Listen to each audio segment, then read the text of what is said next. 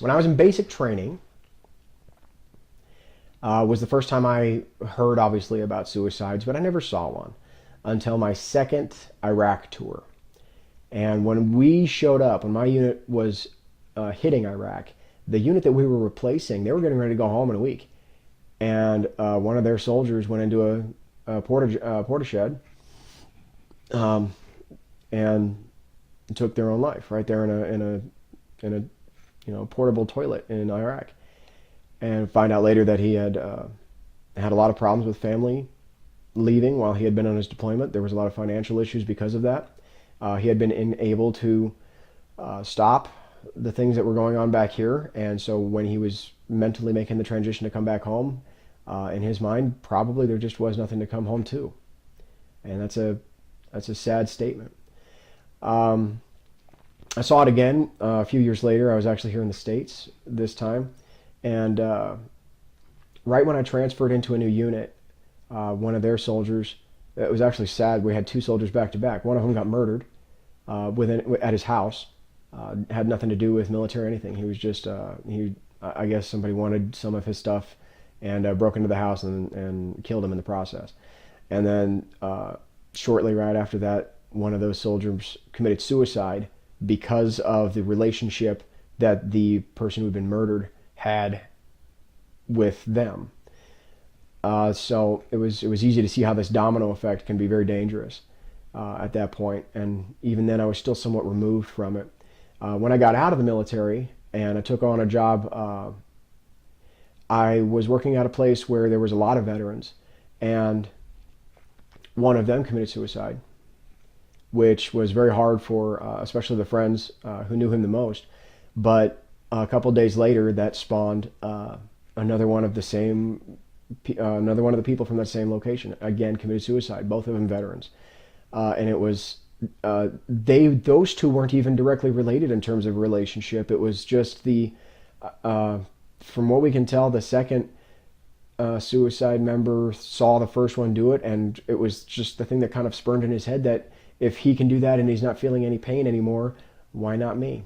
There was, in fact, a time of my life where I had hit a stage where I was going to commit suicide. And what I can tell you is the scariest part when the time finally comes that you make the mental decision and you decide that it is time and you're going to end your life. The scariest part about it is how peaceful that decision truly is. Knowing that all the problems that you're facing and all the issues that are in your way right now that are causing you to be pushed over this edge, you just won't have to deal with them anymore, and that brings such a peace.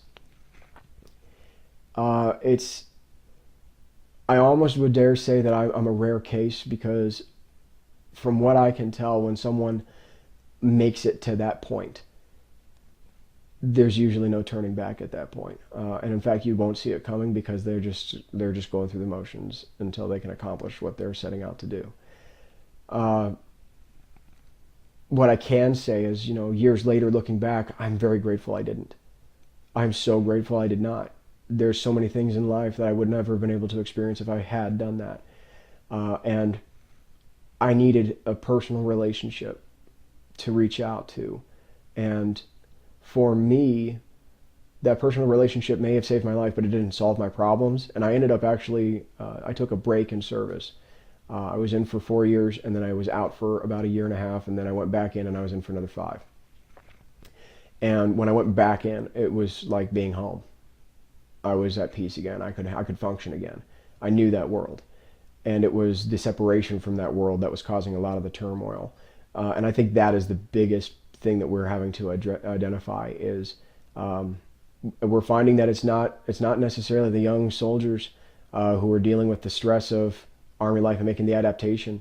A lot of times it may very well be for some of the very seasoned soldiers who are getting closer and closer to retirement, who are having to face the fact that they're not going to be in the military anymore, and they're almost afraid of what that life will mean for them. And we can show them that there's a lot to be had. Your military service is something that's wonderful, but it's only a chapter of your life. There's so much more that can happen once you're done.